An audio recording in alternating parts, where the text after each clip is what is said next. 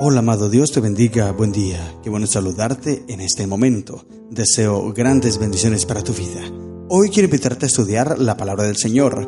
Nos corresponde leer el capítulo número 9 del Evangelio según San Lucas. En este capítulo encontramos relatos interesantes de la vida de Cristo Jesús.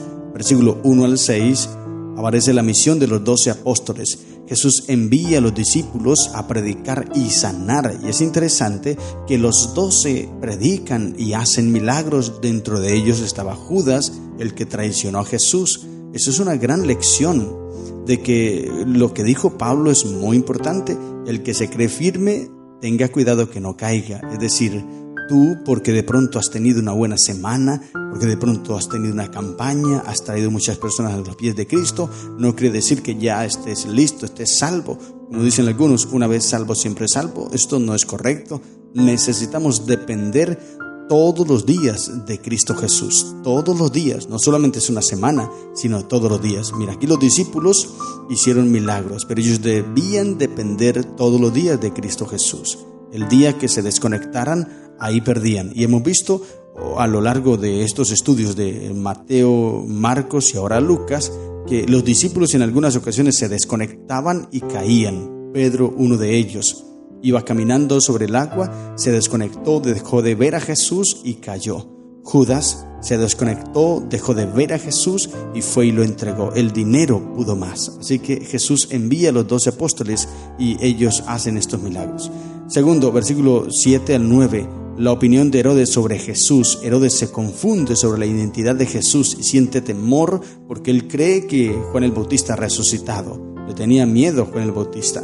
Versículo 10 al 17, aparece la multiplicación de los panes. Jesús alimenta a 5,000 personas con 5 panes y 2 peces. Esto ya lo hemos estudiado en Mateo y Marcos, por eso no voy a ahondar mucho en estos relatos, solamente contarlos así por encima, porque ya sacamos lecciones importantes en los otros evangelios. Luego, versículo 18 al 27, aparece la confesión de Pedro. Pedro reconoce a Jesús como el Mesías, aunque aquí en Lucas no se hace mucho énfasis. En Mateo 16, versículo 13 al 20, pudimos ver con más profundidad esta confesión de Pedro. Solo Lucas registra algo así por encima. Allí Pedro reconoce quién es Jesús. Luego viene el versículo 28 al 36, la transfiguración de Jesús. Jesús se transfigura ante Pedro, Jacobo y Juan y presenta una faceta de sí que es muy importante. Pero esto ya lo estudiamos en Mateo 17, así que no es necesario ahondar en muchos detalles, porque puedes devolverte a Mateo 17, volver a leer y escuchar la reflexión que te dejé en aquel capítulo. Luego, versículos 37 al 43, aparece la curación del muchacho epiléptico. Jesús sana a un muchacho lunático que dice el padre que a veces lo lanzaba al fuego, a veces lo lanzaba al agua. Y los discípulos habían intentado sanarlo. Los que quedaron allí, que no subieron con Jesús a la transfiguración, ellos intentaron liberar a este muchacho, pero no pudieron. Entonces Jesús le da una lección sobre la oración, la vida de devoción, la vida de oración. Importante. Pero como te dije, esto ya lo hemos estudiado allí en Mateo 17. Y versículo 44 al 48, Jesús enseña sobre la importancia de la humildad y el servicio. Allí aparecen varios relatos sobre esto. Es importantísimo que nosotros podamos entender todos los mensajes de Dios. También aparece donde Jesús anuncia su muerte. Versículos 51 al 56, por ejemplo, Jesús reprende a Jacobo y Juan porque ellos demuestran que realmente son hijos del trueno. Pues aparece algo allí interesante que ya vamos a detallar en esto, porque esto no aparece en otros evangelistas. Y luego versículos 57 al 62 termina el capítulo mencionando a las personas que querían seguir a Jesús, pero muchos lo seguían porque veían que Jesús tenía fama, popularidad, y ellos querían pues tener también lo mismo y pensaban que Jesús les iba a ofrecer dinero. Pero Jesús les da una lección sobre la humildad y sobre el verdadero servicio. Varias aplicaciones que podemos sacar del capítulo 9 de Lucas. Primero, la misión de los 12 apóstoles nos enseña sobre la importancia de compartir el evangelio. Segunda aplicación, la multiplicación de los panes nos muestra la providencia y el poder de Jesús para proveernos todo lo que nosotros necesitamos. Tercera aplicación, la confesión de Pedro nos recuerda la importancia de reconocer a Jesús como el Mesías en nuestra vida. Es importante que reconozcamos quién es Jesús. Cuarta aplicación, la transfiguración de Jesús nos muestra su divinidad y gloria. Es Cristo Jesús, Dios con nosotros, Emmanuel. Este es nuestro Dios, a quien nosotros estamos esperando y un día vendrá y nos salvará. Maravilloso. Y quinta aplicación que podemos sacar del capítulo 9 de Lucas. Podemos sacar muchas más, pero estoy mencionando aquí algunas así por encimita. La curación del muchacho epiléptico o lunático nos enseña sobre la autoridad de Jesús sobre el reino de las tinieblas. Liberta, como lo leímos en el capítulo anterior, día de ayer, capítulo 8. Leamos la Biblia, Lucas 9. Habiendo reunido a sus 12 discípulos, les dio poder y autoridad sobre todos los demonios y para sanar enfermedades. Interesante esto. ¿Quién les dio la autoridad? Cristo Jesús. Esto es muy importante que podamos destacarlo y detallarlo. Es Dios, es Jesús quien nos provee autoridad. La autoridad que el evangelista, que el misionero tiene, no viene de la iglesia, no viene del pastor, no viene del líder espiritual. No, la autoridad que un misionero tiene viene directamente de Dios, porque es Dios quien envía, es Dios quien purifica, es Dios quien perfecciona, es Dios quien pule, es Dios quien capacita a su mensajero para que pueda ser efectivo y certero en su mensaje. Y esto hizo con los discípulos. Eran hombres imperfectos. Los discípulos no tenían características sobrenaturales, no, ellos eran hombres del común, pescadores con muchos defectos, y ya vamos a ver, mira, ahorita en los versículos que te voy a leer, quienes eran dos de ellos, Jacobo y Juan, eran temerarios tremendos, un genio tremendo, pero Jesús les dio autoridad y poder.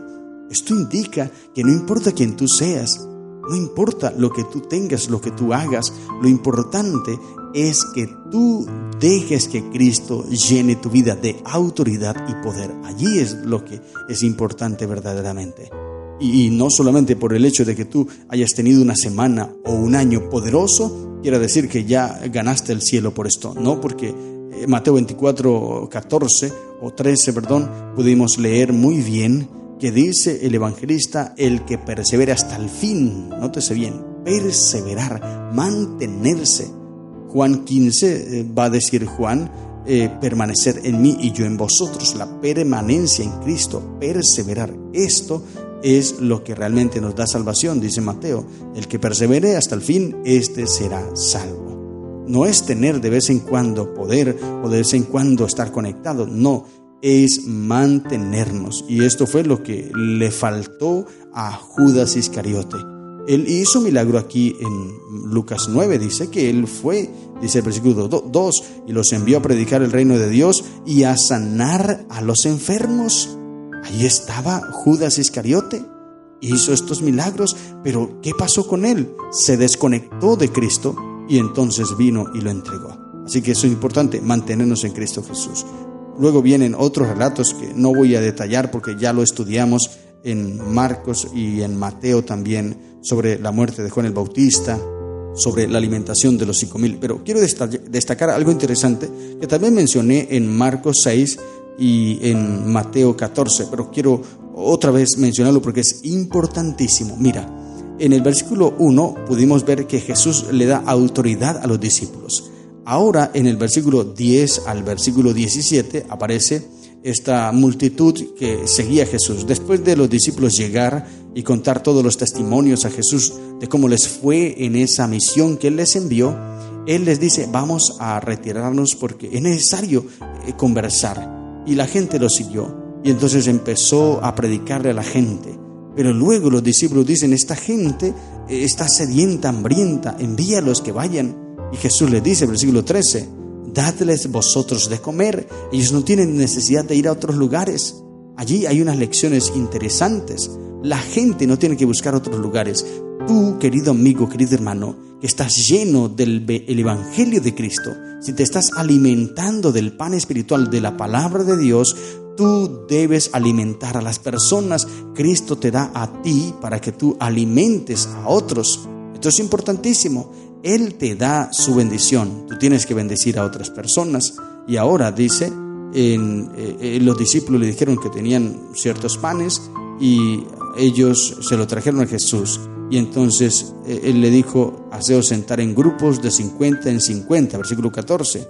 Versículo 15 y 16 dice que tomó a los panes, los bendijo y los partió y dio a sus discípulos. Versículo 16 dice, y dio a sus discípulos para que los pusiesen delante de la gente. Interesante, esta es la fórmula, este es el proceso.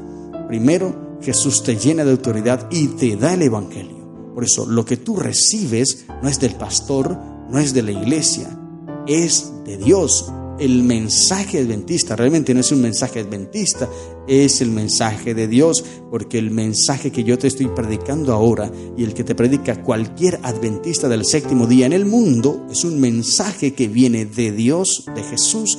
Jesús nos lo da a nosotros y nosotros debemos darlo a la gente. Esa es la fórmula de Cristo. Él se la dio a los discípulos, el pan y el pez, y los discípulos se lo dieron a la multitud. Y dice el versículo 17, y comieron todos y se saciaron. Cuando se sigue la fórmula, entonces el pueblo es alimentado. Pero qué triste es cuando un evangelista, un predicador, viene a hablar un mensaje que no va de Dios, viene a hablar de sus cosas, de sus experiencias, y no habla un así dice Jehová. Cuando no se estudia la Biblia, cuando no se presenta la palabra de Dios y se hablan de fábulas y de chistes, entonces la gente sale vacía, no hay alimento, porque es Cristo quien provee el alimento. Es una reflexión para todo predicador. Préstale mucha atención, querido evangelista, querido predicador, porque el mensaje que tú presentes debe ser de Dios y si no, no lo presentes. Luego viene el versículo 18 al 20 sobre la confesión de Pedro. Versículo 21 en adelante al 27 viene sobre cómo nosotros debemos seguir a Cristo Jesús. Y versículo 23 dice, y decía a todos, si alguno quiere venir en pos de mí, niéguese a sí mismo, tome su cruz cada día y sígame. Carta 144 del año 1901, dice la sierva del Señor, apartarse de la cruz significa apartarse de la recompensa. Estas palabras son pronunciadas a todo el que desea ser cristiano. El que se aparte de la cruz se aparta de la recompensa prometida a los fieles. Por eso debemos seguir a Cristo, tomar la cruz de Cristo y seguirlo. Si nos apartamos de esto, entonces estamos apartándonos de las bendiciones que Dios tiene para nosotros. Luego viene el versículo 28 en adelante, que habla sobre la transfiguración. Allí el versículo 27 es un poco controversial, aunque ya lo hemos explicado en Mateo 16 y Marcos 8, sin embargo quiero retocar un poquito más, donde dice, pero os digo en verdad que hay algunos de los que están aquí que no gustarán la muerte hasta que vean el reino de Dios. Entonces algunos creen que se está refiriendo a la segunda venida de Cristo Jesús, y entonces tú puedes decir, pero los discípulos murieron. Jesús se equivocó aquí porque dijo que algunos estarían vivos, pero ya ellos murieron y Cristo no ha venido. Pero es que Jesús no se estaba refiriendo a la segunda venida, se estaba refiriendo al momento de la transfiguración que ocurrió en el versículo 28, una semana después. Lucas dice que fueron 8 días, Mateo dice una semana, o sea, solamente es el cómputo de una semana, un tiempo después. No nos fijemos tanto en las cifras exactas, el tiempo fue una semana aproximadamente después. Dice el texto que entonces viene el momento de la transfiguración, y esto conecta la expresión que dio Jesús a los discípulos con este momento de la transfiguración. Así que Cristo aquí se estaba refiriendo a su transfiguración. Algunos no morirían hasta ver a Cristo vestido de gloria como Hijo de Dios, como dice Hebreos 1. El Hijo es el resplandor de la gloria del Padre. Interesante. Entonces, esto se está refiriendo a eso, no a la segunda venida de Cristo. Luego, versículo 37 en adelante, aparece sobre Jesús, donde sana a un muchacho endemoniado, y allí les enseña sobre la importancia de la ferviente oración, una oración continua, mantener una vida de devoción y de oración. Jesús anuncia una vez más su muerte, quién es el mayor en el reino de los cielos. Allí Jesús les enseña acerca de la humildad, el servicio. Es importante esto. Y el versículo 51 al 56 aparece lo de cuando Jesús reprende a Jacobo y Juan, porque ellos, dice el versículo 51, donde se cumplió el tiempo en que él había de ser recibido arriba, afirmó su rostro para ir a Jerusalén. Interesante. El ministerio de Cristo estaba por concluir ya, faltaban al menos unos 6 meses para su crucifixión, entonces él tenía que hacer algunas cosas interesantes. Pero aquí en el versículo 51, en el adelante, hasta el capítulo 18, versículo 14 de Lucas, aparece una sección que representa casi una tercera parte del libro. Esta sección es llamada algunas veces como la gran inserción o gran interpolación, porque Lucas registra sucesos que no aparecen en los otros evangelios. Los otros evangelistas guardan un silencio casi total acerca de esta fase del ministerio de Jesús. Recuerda, versículo 51, Lucas 9:51 a Lucas 18:14. Allí aparecen relatos que solo le pertenecen a Lucas, como este que registra aquí. Versículo 52 dice: y envió mensajeros delante de él, los cuales fueron y entraron en una aldea de los samaritanos para hacerles preparativos. Específicamente envió a Jacobo y Juan. El versículo 54 allí lo registra. Jacobo y Juan fueron enviados. Pero esto, dice el versículo 53, aquellos hombres no le recibieron, porque su aspecto era como de ir a Jerusalén. Y para los samaritanos esto era como un insulto, porque realmente no iban a estar allí, sino que solamente lo iban como a usar. Así pensaban. Esto era como orgullo más bien. Se sentían usados porque realmente no querían quedarse allí, sino como iban hacia Jerusalén y los tomaba el tiempo, entonces mejor se quedaban y luego continuaban. Así que realmente no iban a estar allí, es lo que ellos pensaban. No vienen aquí, solamente nos vienen a utilizar. Por eso no los recibieron. Los judíos y los samaritanos no se querían. Ellos preferían dar una vuelta inmensa de muchos días con tal de no pisar suelo samaritano. Pero Jesús dijo, es necesario pasar por allí, dando lecciones importantísimas. Pero mira lo que dice el versículo 54. Viendo esto, sus discípulos Jacobo y Juan dijeron, Señor, ¿quieres que mandemos que descienda fuego del cielo como hizo Elías y los consuma? Tremendo estos hombres. Ahora, estos samaritanos no querían aceptar, no le dieron posada a Jesús y sus discípulos. Y Juan y Jacobo, como Jesús los llamó los hijos del trueno, allí demostraron que realmente eran tremendos y querían consumir a aquellos samaritanos. ¿Quiénes eran los samaritanos? Tú puedes ir al capítulo 17 del segundo libro de Reyes y allí verás el origen de ellos y esas luchas que hubo entre los judíos y los samaritanos. Allí en Nehemías 4 y Nehemías 6 pudimos explicar un poco acerca de esto. Puedes devolverte y escuchar esas reflexiones.